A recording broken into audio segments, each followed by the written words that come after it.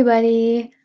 We have Paweł here to present the session, How to Find a Killer Using Graphs. Over to you, Paweł. Thank you.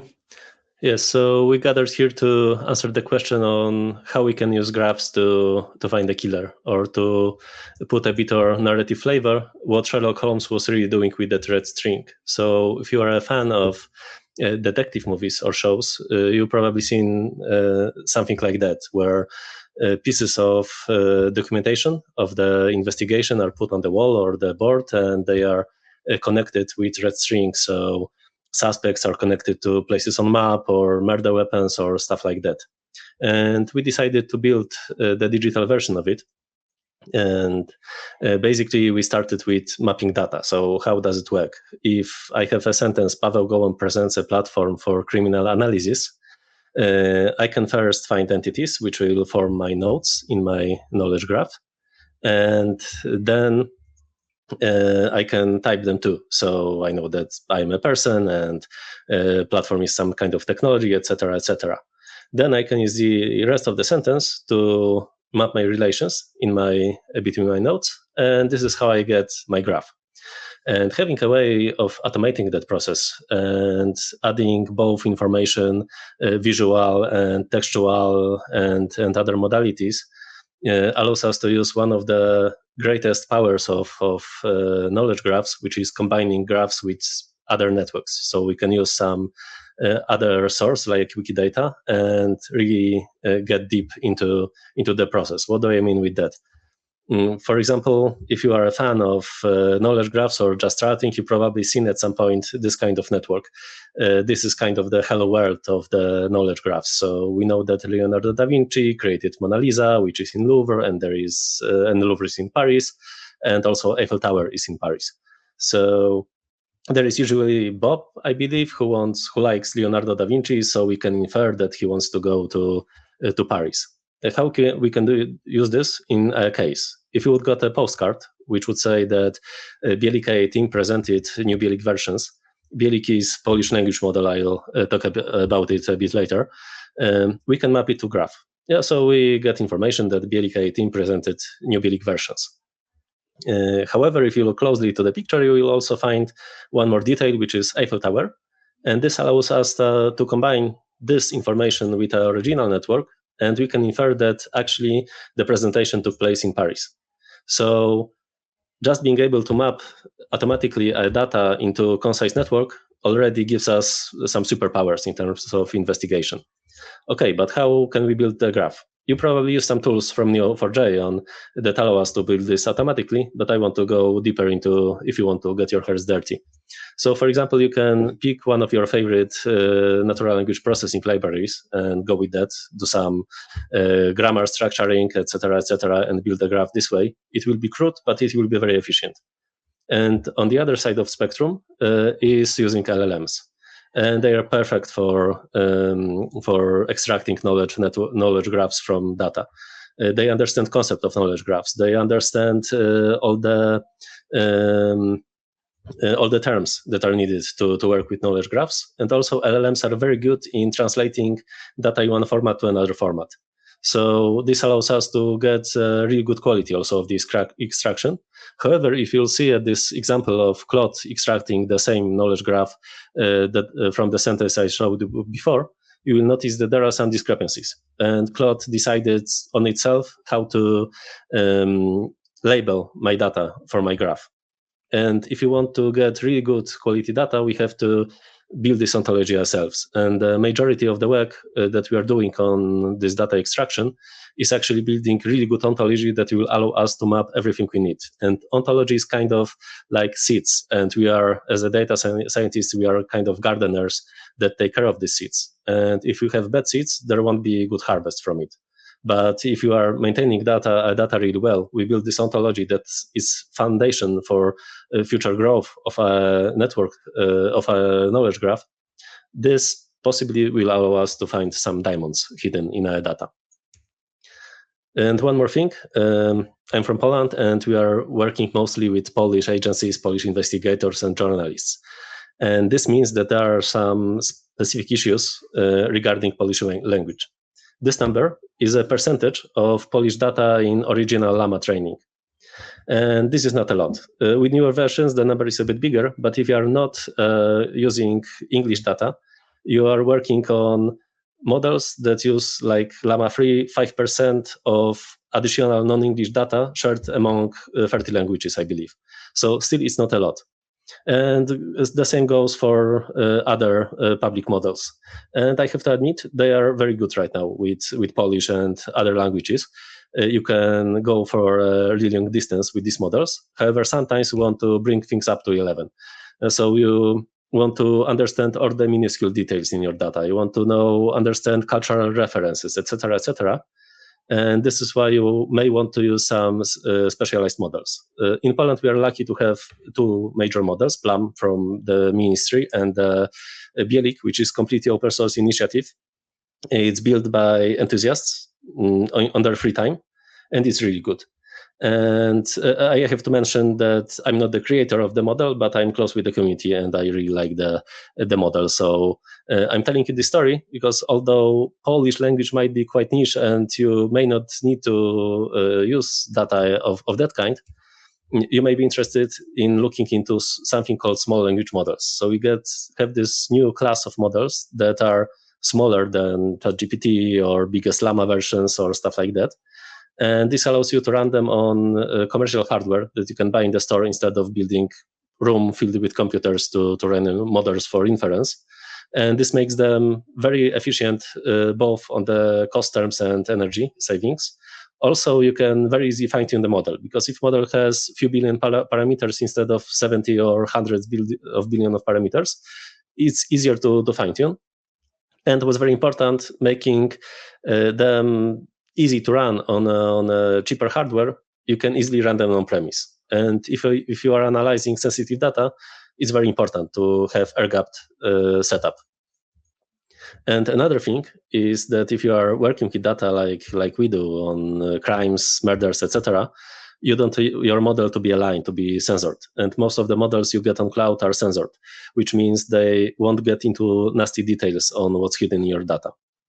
And that means that if you want to do investigation, you don't want to have a summary that says, well, there was some disturbing news in your data set. You want all the bad details that if this video would be posted on YouTube, it would demonetize them immediately.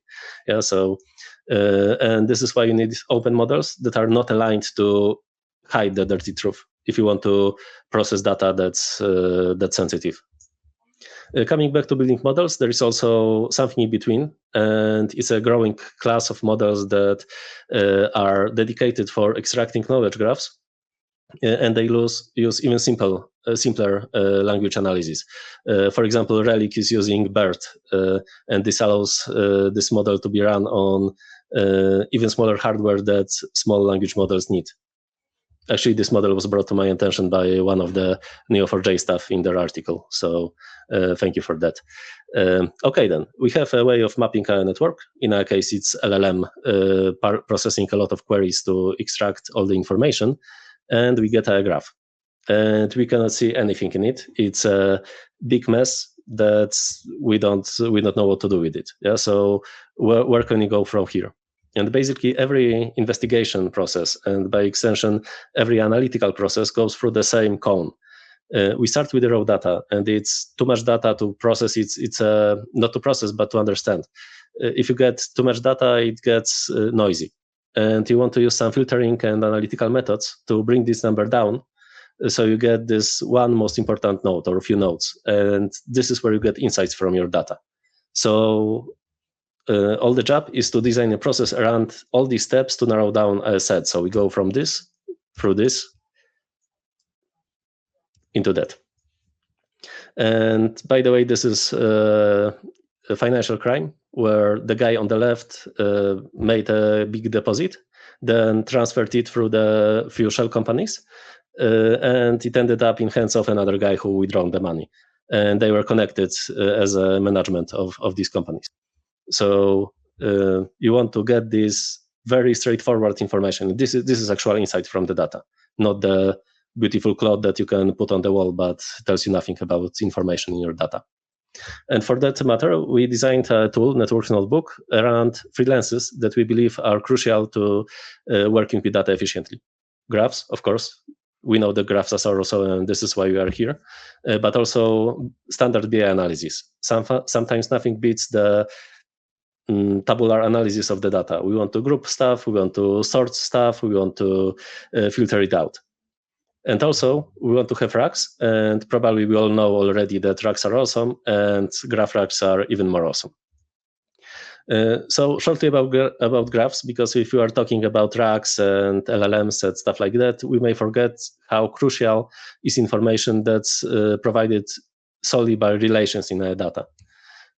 We may get information who's important in our network, what are anomalies, what edges are missing. Basically, we have almost 300 of years of algorithmic work to make data analysis efficient in using our graphs. A recent example that I really like is a network of cardinals of Catholic Church.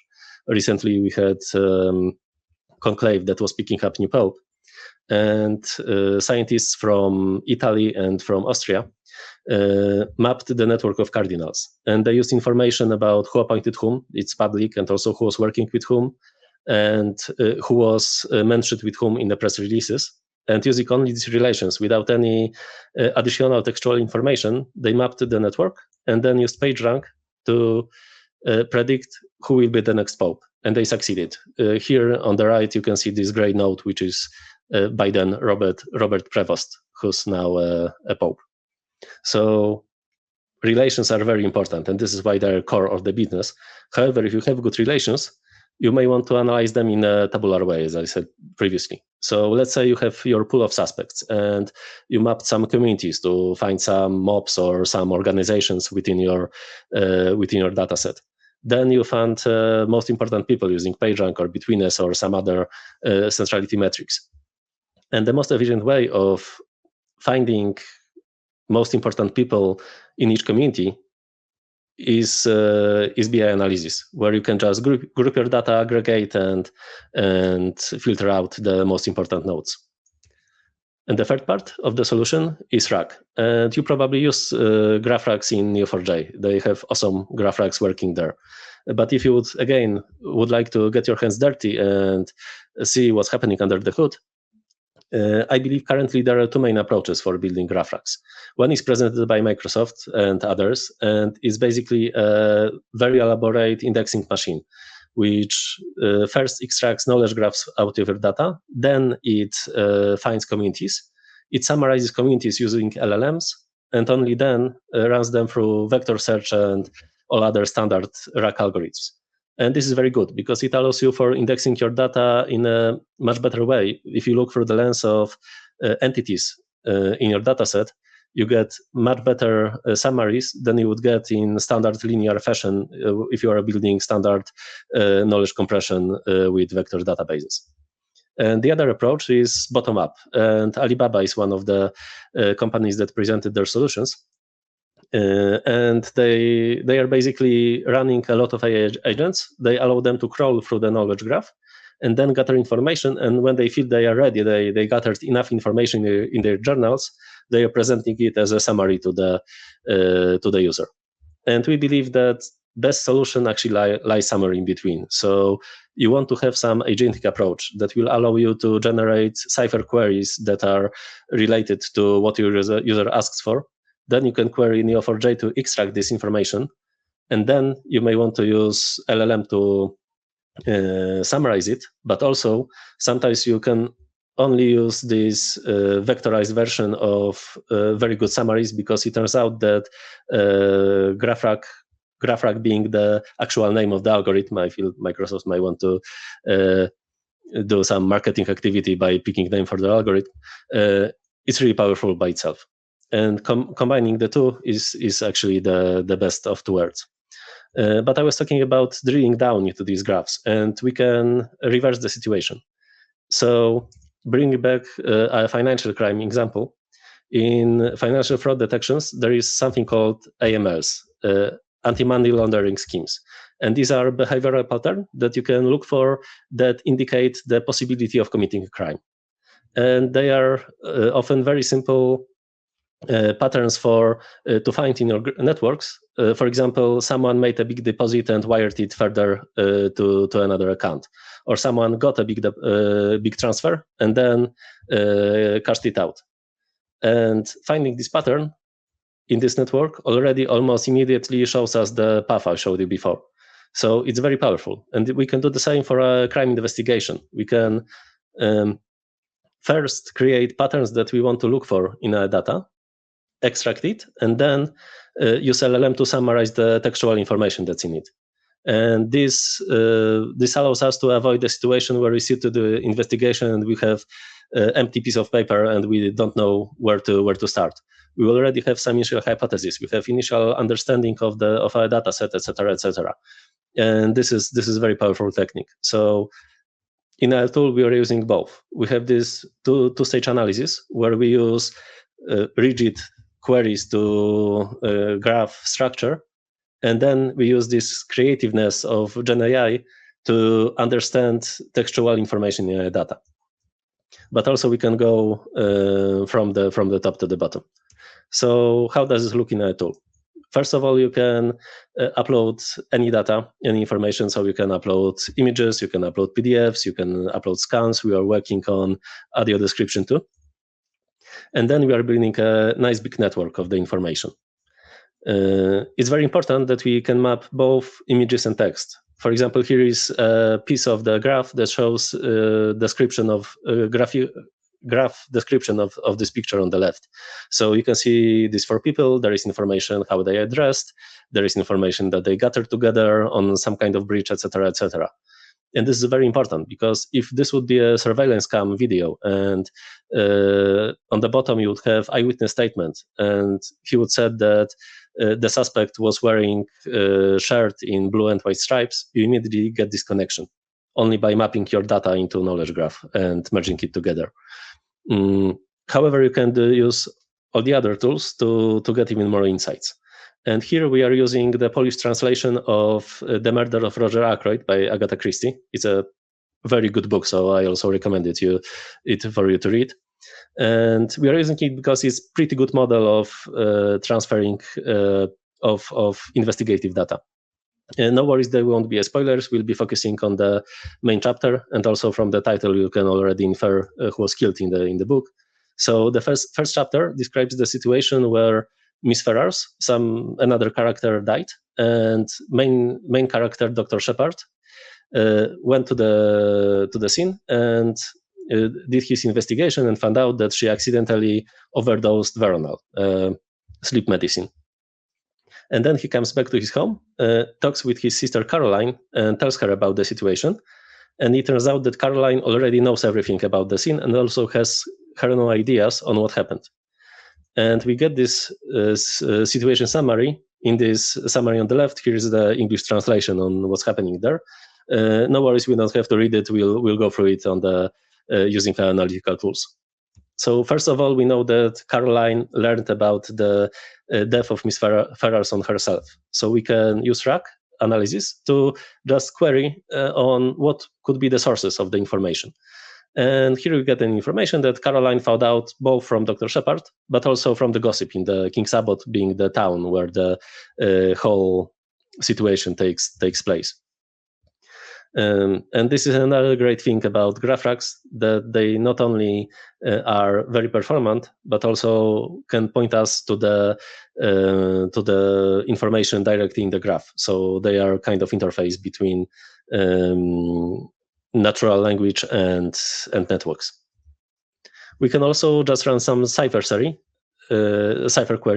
that will map communication patterns, put it through the table, and also see information patterns from there. Sorry, I made a mistake again of reading comments. So yeah, but I'm very glad that you liked it. So thank you for that.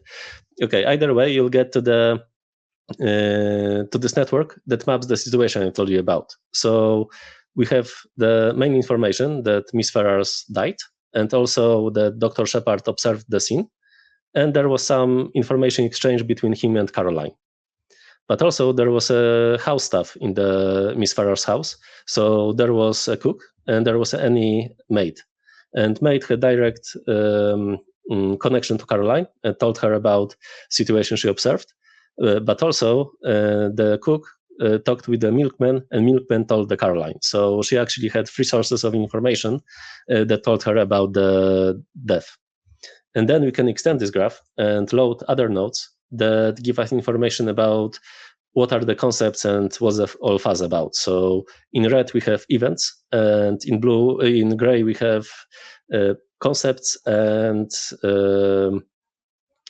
beliefs. And this is why building a good ontology is so important. We used BDI. It was the system of mapping beliefs, desires, and intentions of agents in agentic systems before all agents were AI. It has like tens of years, but it's very good because it allows us to map contradicting claims. So every agent may have its own beliefs. It may change its beliefs, and this system allows us to map it out. If you would run just simple query to the LLM asking it to map the agents and their claims, probably not truly, because it's a bit random, but it could just compress all the information to the one final statement. And if you get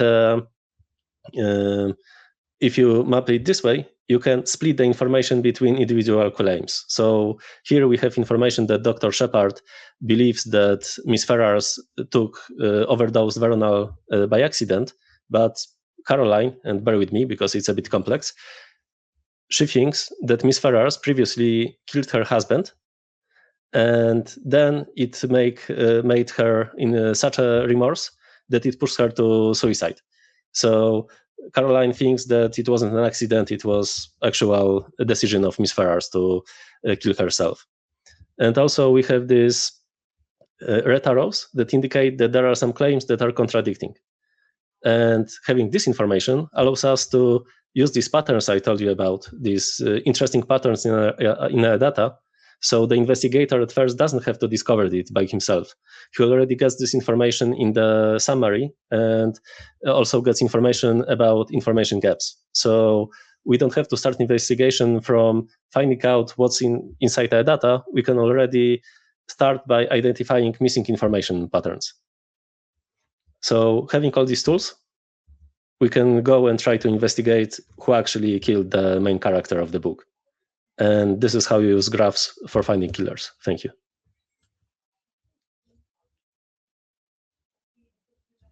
I believe we have a bit more time than I thought for Q&A. So if there are some questions, please ask them. I've seen a question if there is a repo. Sadly not. It's a commercial project, so the repository is closed. Also, thank you for the congratulations. This is this piece in Polish, and thank you for also the congratulations in English. Okay, so thank you again. Oh, okay, great. There is one question. There are more of them. Okay, any open source resources for creating defining ontologies? There are a lot. Actually, and it's not because of the place the conversation takes place, but I really recommend Neo4j articles and information from them. They also put some books that are really good. There are also you can also investigate projects like Wikidata. It's one of the biggest ontologies and networks that may give you a gist of creating it. Just keep in mind that there are basically these two formats of knowledge graphs. We can have property graph like in Neo4j, or we can have RDF form. Wikidata is in RDF form, so it's pretty hard to digest by humans, but gives you great ideas for concepts. And so I believe this. There are also some great YouTube videos, I believe, from Stanford lectures, so you can also check them. This is the stuff I was working it, but otherwise I'm also working on basically scientific papers. The idea of mapping knowledge graphs is also much older than LLMs, so there is a ton of resources on how to do it. It's pretty interesting because actually mapping ontologies is borderline philosophical question. So you can also get some books on For example, if you will explore documentation on mapping beliefs and desires, there are books that are solely philosophical on what's a desire, how it transfers to other kinds of information, etc. So yeah, I believe that.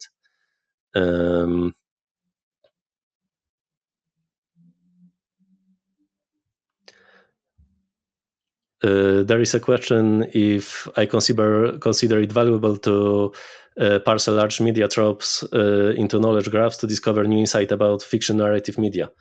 I believe it's one of the way of using this technology, and here I focused on investigation, but actually this is something what we do in another project. So we basically analyze fictional transcriptions of some video shows, and we can generate summaries to understand better these narrative arcs and stuff like that. So yeah, I think it's a perfect solution. Also, it will be interesting to use algorithms like this edge detection for finding creative ideas for introducing new facts or to new knowledge to a narrative structure. So we have some base narrative, we use edge detection, and we find out that it would be amazing if this and this character would have something in common. So yeah, definitely. Also, basically mapping big resources, volumes of resources into knowledge graphs is really good because it's a very efficient structure. If you've look closely to my graph previously, it was quite a big amount. It was half of the book, but the graph was really small. So it allows us to really get a good understanding of what's inside our data. Yeah, there is a comment that if someone asks for the repo, I can refer them to the book. Yeah, actually, it's a great idea because it's in open access, so you can catch it and just read it online. So, so sure. Here's a question: if I was considering algorithms available in Neo4j to support the investigative work. Of course we do, and I showed you only this manual labor for analyzing network to show you how these different lenses may work together. But actually, what's happening under the hood is also using algorithms that allow us to automate the tasks, because we need all these. If you have really big graph, that one was pretty small, but we have hundreds of thousands of nodes. We cannot filter them out and narrow them down without having some automated help. So definitely.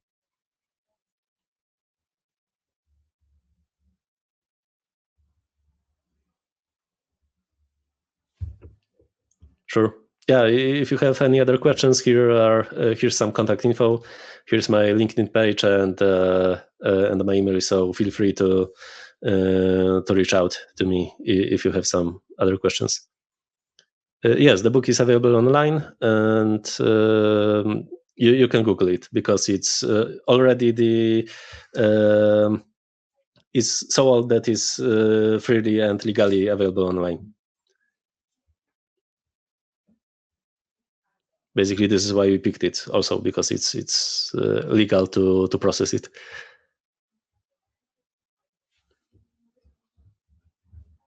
Okay, I see, yeah, some interesting links here.